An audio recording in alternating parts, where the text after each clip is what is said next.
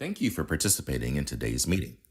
If attending in person, please do not connect to Zoom or teleconference while in the room, and please silence all devices. If translation is provided, click on the globe at the bottom of your screen to select either English or Spanish. Public comment will be taken after each item. If you're in the auditorium and wish to comment, please use the iPads located in the lobby or complete a blue speaker card as available. If you need assistance, please find a South Coast AQMD employee. Speakers may be limited to a total of 3 minutes or less for all agenda items. Times may be shortened to ensure all speakers can be heard. A countdown timer will be displayed on the screen for each public comment. More time will be allotted for Spanish translation that is not simultaneous. For questions or issues on making a public comment, please call the public advisor at 909-396-2432. That's 909-396-2432. Please adhere to the speaker time limit and treat others with courtesy, civility, and respect. Failure to do so can result in your mic being muted or you being removed from the meeting. Be aware that this meeting is being recorded. By participating, you authorize recording of audio and visual content presented during the live event and consent to subsequent use of the recording in the public domain by South Coast AQMD. I'd like to call the Stationary Source Committee for September to order and ask for roll call. Council Member Cacciari, Here. Senator Delgado, I'm here. Supervisor Hagman, Here. Supervisor Mitchell, Present. Board Member Padilla Campos, Here. and Chair McCallum. Here. Thank you. We have a quorum. Thank you very much. We'll go on to our first item. There are informational items today. First one is an update on the proposed amended Rule 1107, and that will be presented by Heather Farr. Heather, good morning. Good morning, Committee Chair McCallum, members of the committee. Heather Farr here to present proposed amended Rule 1107. This is our rule that regulates VOC emissions from metal coatings of parts and products. Next slide, please. Just by way of background, this rule was adopted in 1978. This current rule is to address two exempt compounds that have been shown to have toxic endpoints, parachlorobenzotrifluoride, or PCBTF, and tert-butyl acetate.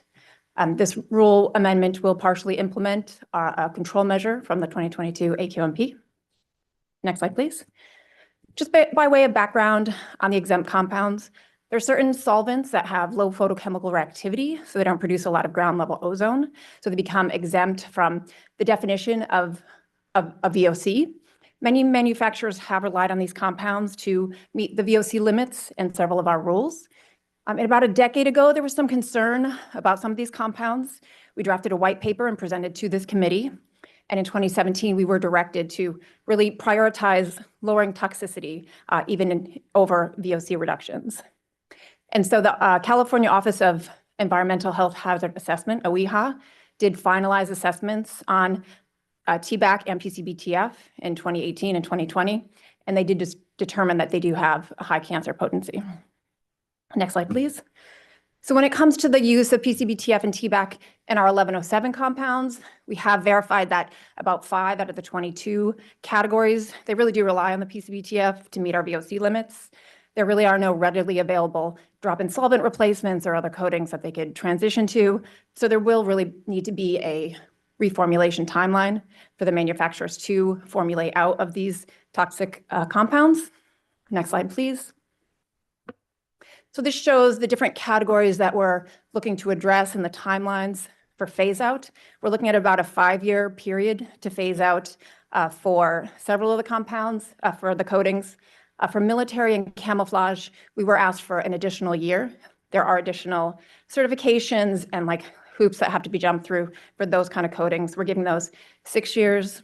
In addition to those timelines, we're also providing sell-through to give time for these coatings to sell through the supply chain as well as use through. So if it's in a shop, that they have time to use through these coatings after they are prohibited. Next slide, please. When it comes to the socioeconomic impacts, there will be reformulation costs. However, we do know that PCBTF is a very expensive solvent, kind of a boutique solvent that they pay a premium for that exemption status. So there will be some long-term cost savings at the manufacturer side. So we do think the economic impacts will be minimal. Next slide, please. When it comes to the California Environmental Quality Act, or CEQA, this rule is proposing to phase out of two toxics and is not proposing to increase VOC, so it really is health protective and qualifies for an exemption.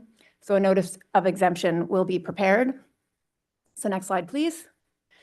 So these are our next steps. We still are working with some manufacturers with some comments and working out some additional details, but we do intend to have our set hearing in October, as well as our public hearing in November. With that, I can answer any questions. Thank you, Heather, for the presentation. Committee members, any comments or questions? Seeing none, is there any public comment? We have some online, I believe.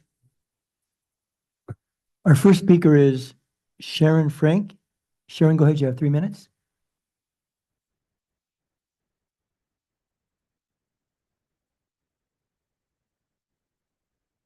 Sharon, you're muted. Yes, good afternoon. My comment is not in relation to this rule making, but if you would like me to speak now, I can. No, you got to speak. It's on this item, I believe, Chair. Yes, Honor. Next one. Next speaker is Rita Loof. Rita, welcome.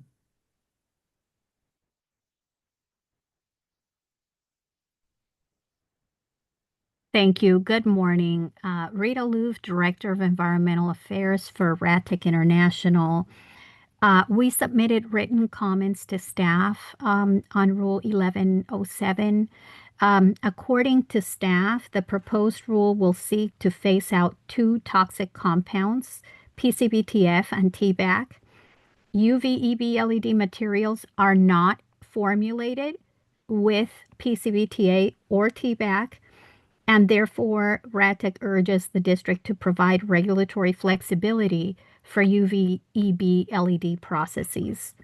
Our materials are typically well below 50 grams per liter in VOC content, which is minimal compared to the proposed limits.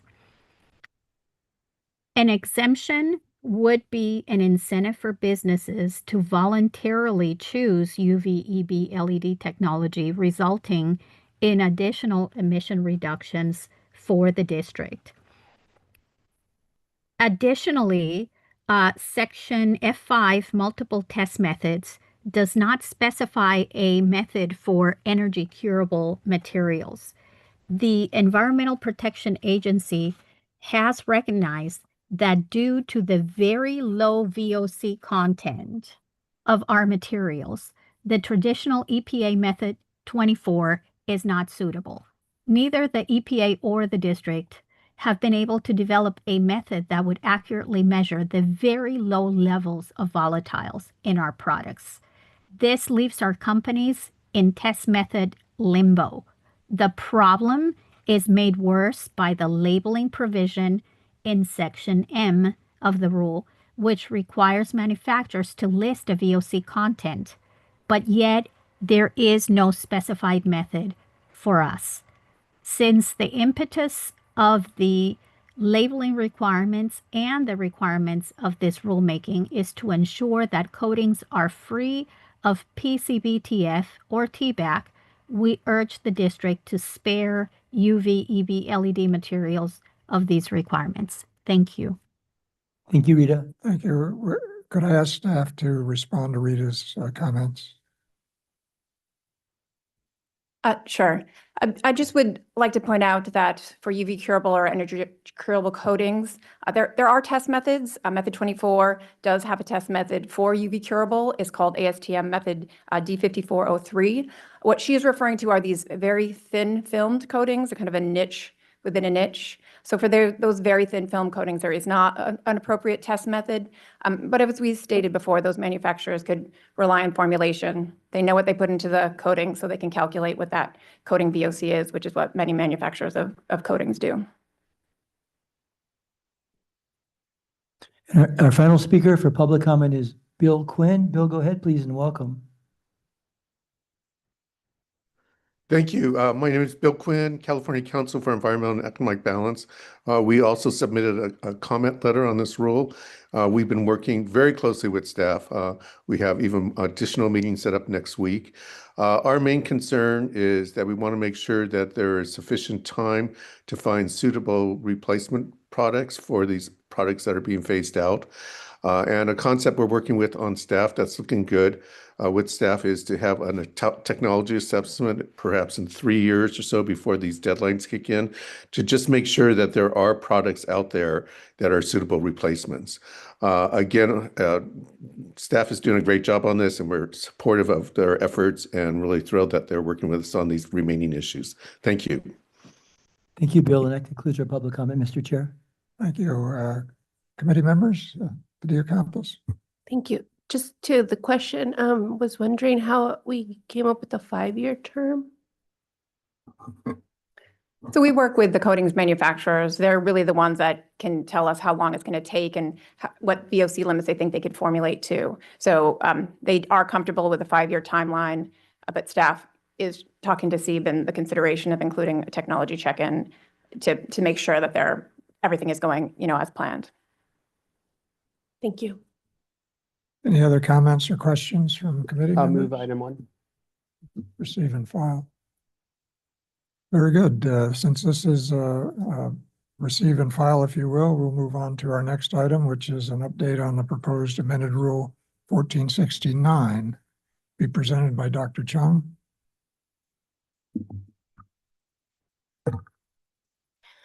Good morning, Chair and members of the committee. My name is Kalam Chung, Planning and Rules Manager. Next slide, please. Rule 1469 addresses toxic emissions of hexavalent chromium from electroplating of chromium operations.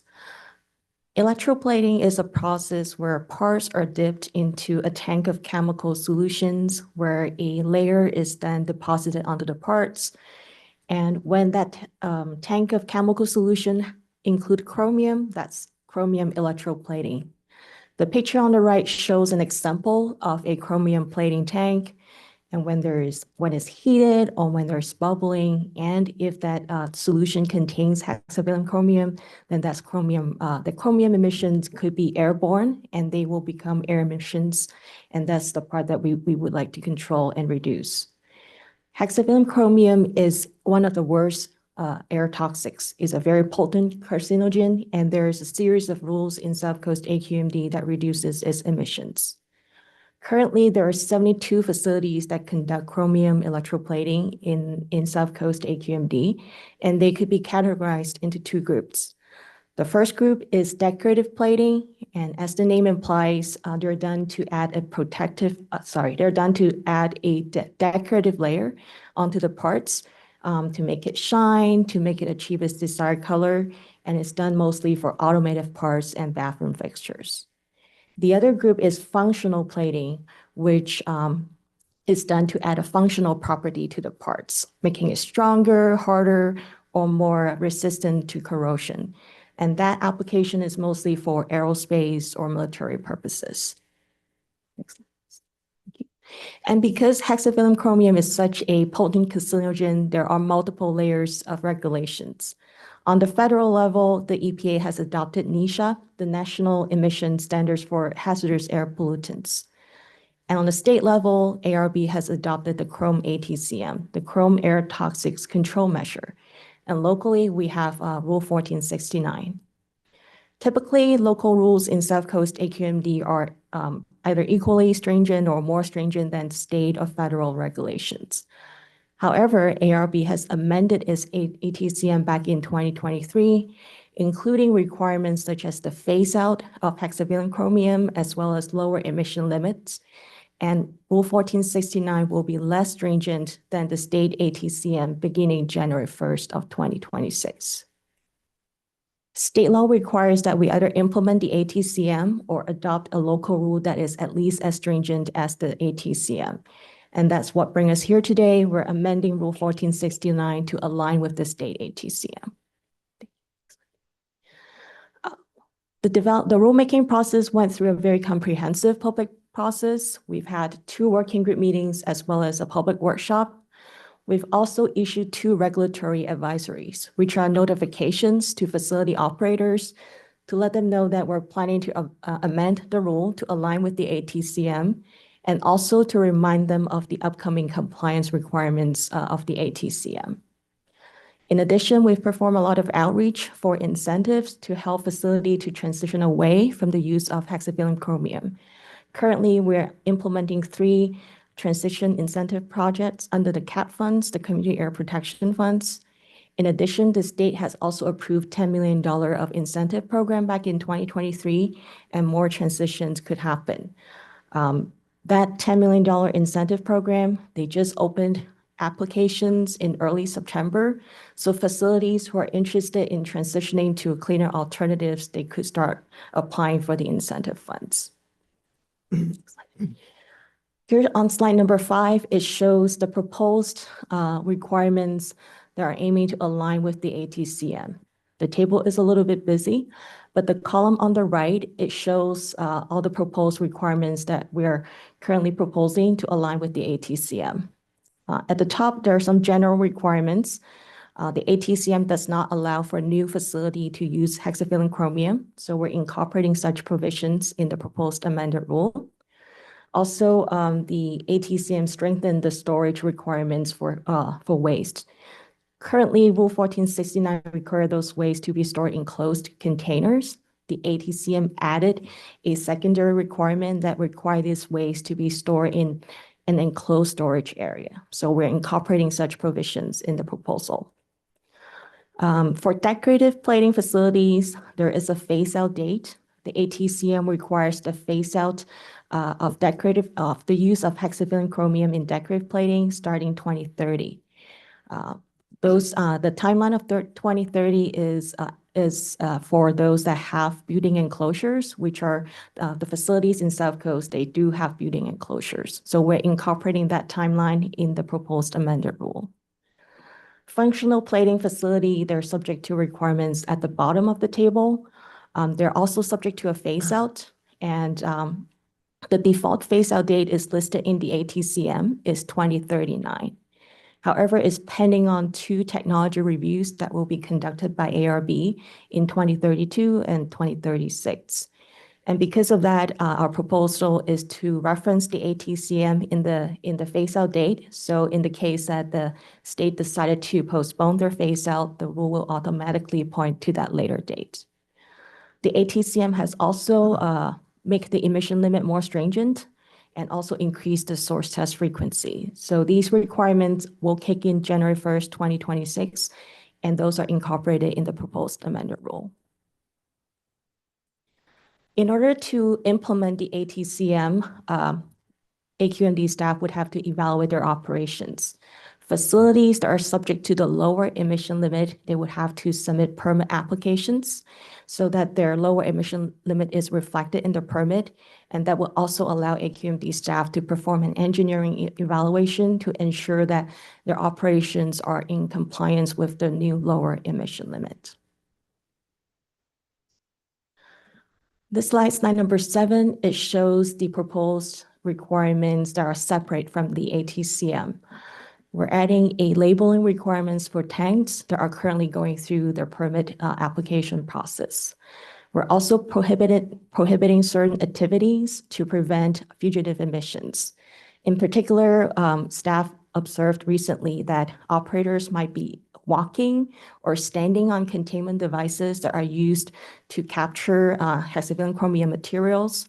So we're adding that prohibition that unless they do proper cleaning prior to the walking or standing, they shouldn't be doing that. Next slide, please.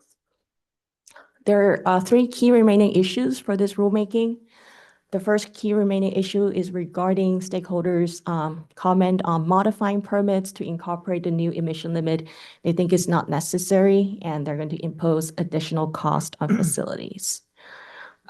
As a reminder, the new lower emission limit is established in the ATCM, and the state law requires our local rule to be as stringent.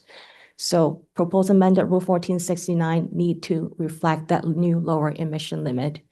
And an engineering evaluation is going to be needed to verify compliance with the low emission limit. In terms of the estimated cost, the average cost per facility that are required to meet that lower emission limit will be about $17,000 per facility. Facility with more equipment, more permits, they will be subject to a higher cost. Facility with lower permit, lower number of equipment, they will be subject to a lower cost. Key issue number 2 is stakeholders' request to clarify operations that are not applicable to 1469. We're not changing applicability in this proposal, and this rule applies when a facility performs chromium electroplating or chromic acid anodizing. The facility that might have chromium-free equipment, but those equipment are not subject to the requirements in this rule. Approach to specify the equipment that are applicable in the rule is consistent with our approach in different rules. Stating operations that are not applicable will be not only a very long list, it will be confusing because it wouldn't be an exclusive list. However, staff have assessed existing rule requirements, and there are some provisions that we are planning to update to provide further clarity on applicability. The last key remaining issue is the requirement for storage. Stakeholder requested these requirements to be revised so that it only applied to hexavalent chromium waste generated directly to 1469 related process. As a way of background, Rule 1469 currently requires that waste generated to be kept in a storage. It requires these containers to be stored in an enclosed storage area. We're planning to update these requirements to provide further clarity on applicability, and we're also planning to add some examples of enclosed storage areas that are consistent with the ATCM requirements.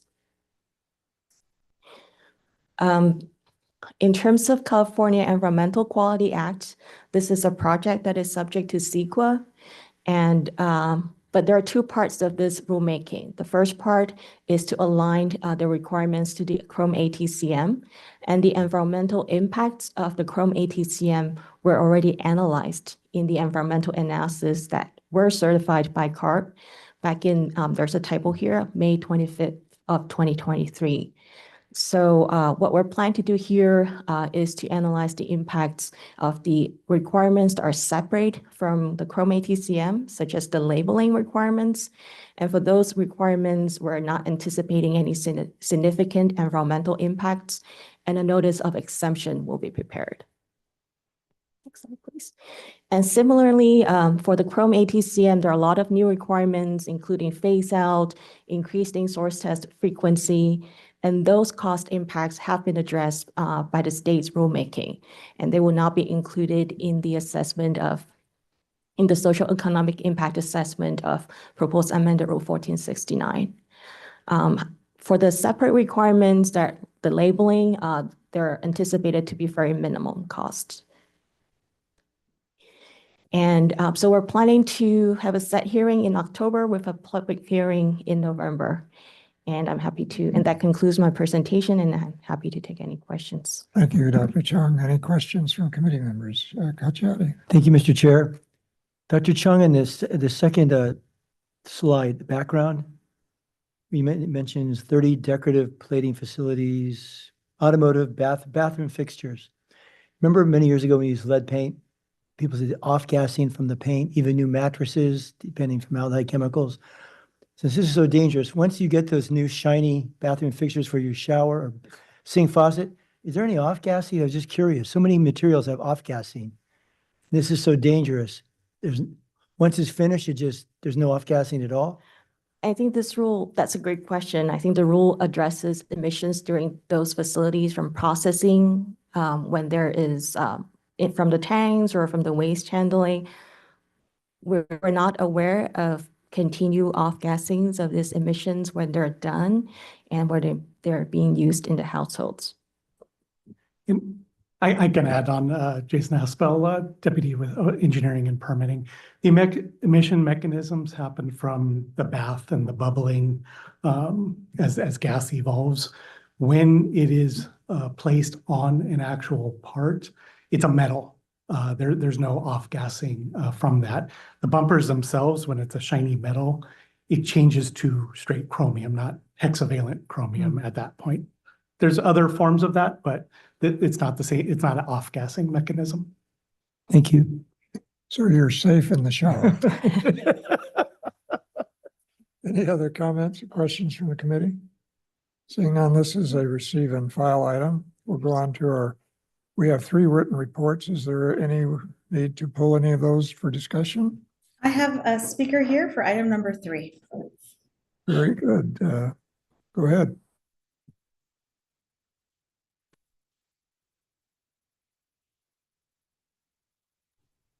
Good morning. I'm David Rothbart, representing Clean Water SoCal.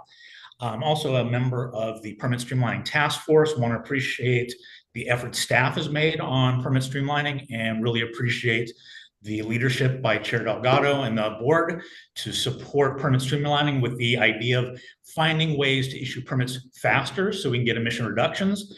The reason I want to comment today is, as a member of the Permit Streamlining Task Force, there are some things we could look into that we could use some feedback on. One is that when permitters are writing permits at South Coast, we have a very complex set of rules that make it difficult sometimes for a permit writer to write something efficiently.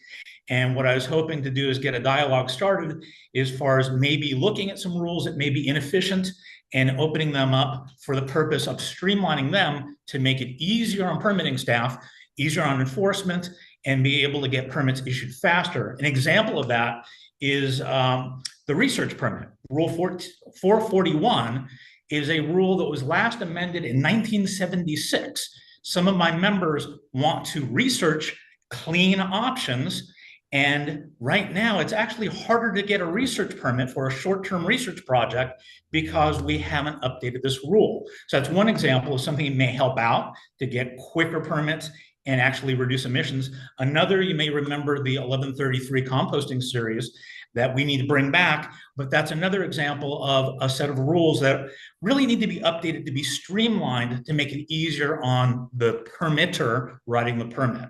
So I just wanted to bring that up as brainstorming we have at Permit Streamlining. Hopefully it's something that could be a win-win for everyone. Wanted to plant some seeds to see if it's something that the board would like to pursue, as well as staff. So thank you very much. Thank you for your comments. Jason, would you like to respond?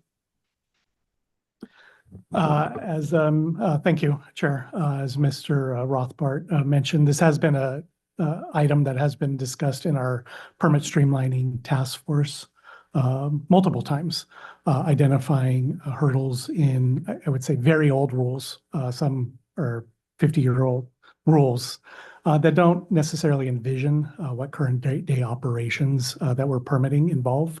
So I think it's an ongoing discussion of, we have a list of rules that could potentially look at amending, helping the permitting process that we can discuss on our side. I think some of them are already on the rule calendar, though. Thank you very much. I know due to the leadership of Chair Delgado, we've made significant progress in that area, and I would urge you to continue to make improvements. We still have a lot of permits in the queue, and if there's some way of speeding up the process or limiting the number of permits you have to have, that would be very helpful. Yes, definitely support that. I just, if I could, 50 does not sound that old. Seeing as I just turned another year older this week. Yeah, I just wanted to say that 50 is, but it could use a refresh. Very good. We do have a speaker online. Again, our next speaker, she's come back for more, Rita Loof. Welcome back, Rita.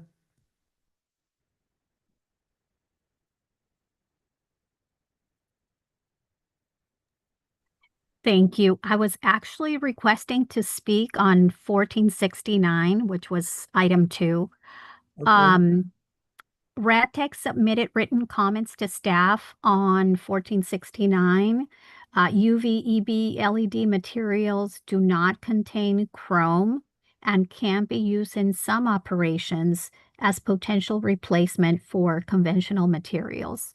We would urge the district to provide incentives to companies who choose to reformulate their process and eliminate emissions of hexavalent chrome.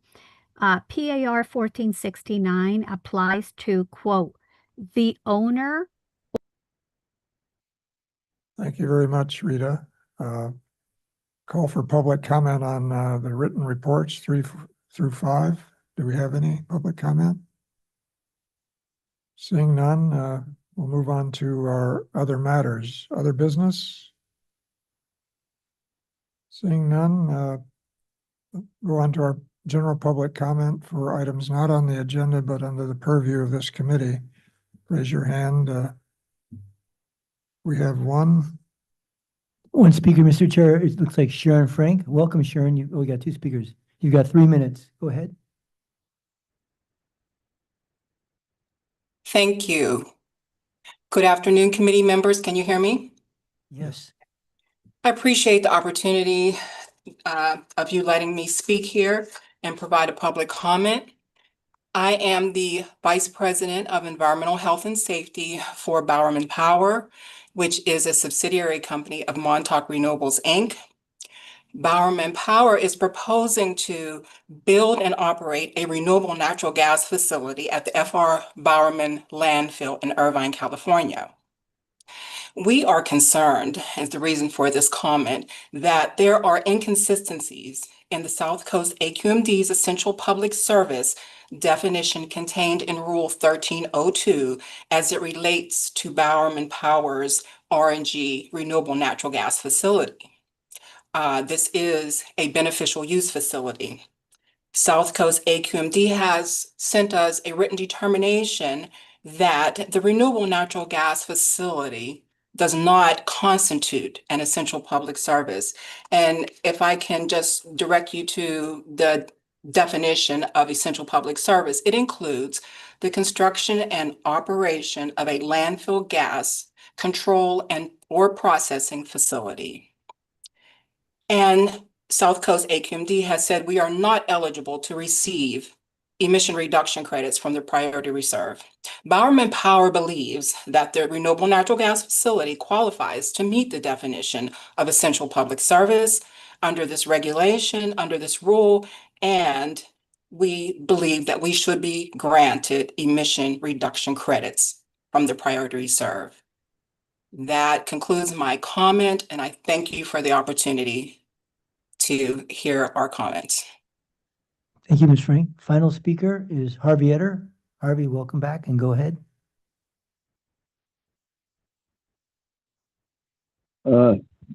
Yes, am I being heard? Yes, Harvey. Okay, good morning. My name's Harvey Etter. I'm speaking for myself and for Public Solar Power Coalition.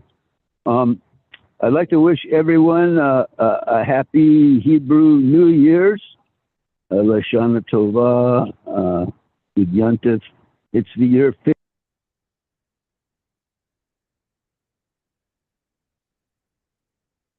Harvey, you got muted, maybe by accident. You're muted. If you can unmute and continue. That's, I should not be muted like that automatically. Anyway, Happy New Year. The Israelis, they have more solar hot water. That's 11, 11, 11, 21, etc. They've got 90% of their hot water solar. I first saw it there when I was living on a kibbutz in 1968. Okay? This is the real. Also, solar power plants. Out in the desert here, we've got the largest and the first solar thermal power plants built in the world. First, there was a power tower built for $120 million by DOE. $10 a watt, and then the Israelis came in and built for like 3.5 a watt next to it. Line focus concentrating collector. It had been used close to 100. Then it was 80 years before for pumping out of the Nile, and they went on to build. So they built a 13 megawatt right next to the power tower. Then they built 30 megawatts and 80 megawatts, and they're out in the desert. They've been operating for 40, 50 years. So that's significant as hell. And they've got all kinds of the vanguard of solar. The problem in the Middle East is oil, and it's the oligarchs and the oil companies and the Arabs and Russia. Russia's got a lot of aluminum. We can build aluminum concentrators and get 2,000 degrees. We got to work with folks. We got to convert Europe We got to convert right here. We got this stuff and it's been operating. And Edison did not follow up and let some of that stuff go follow and not. And I said, what's the deal? They cut it down from a 10 megawatt to 5 megawatt. So this is research, man. This is what you guys have got to give this a priority, and technology and administrative committees and this board, because we're getting the short end of this. And this is real technology. It could also be piped around on steam and not just electric. Heating and cooling systems been done all over Europe and stuff for a long time, and we can do this too. And if these guys have trouble getting their credits on this gas thing, we'll talk to you. Let's see what's been done out here. This is the real, all right. And we did have concentrating solar out here done for JB Powell, and they went and moved it to Albuquerque, to Sandia. We got to get that stuff back here. The people are here. The need is here. We'll work with them. We have in the past. So let's try to do something instead of just whatever, man. We can make it. So, and also there's a concept I want to introduce called metabolic rift. It's a disjoint between man and nature. It comes from Marx and Engels 180 years ago, and that's environmental and take. Thank you, Harvey, for your comments. That's all the public comments we have. Therefore, we'll go ahead and adjourn until our next meeting on October 17th. I wish all of you a very safe weekend, and look forward to seeing you again soon. Thank you. Thank you. Thanks.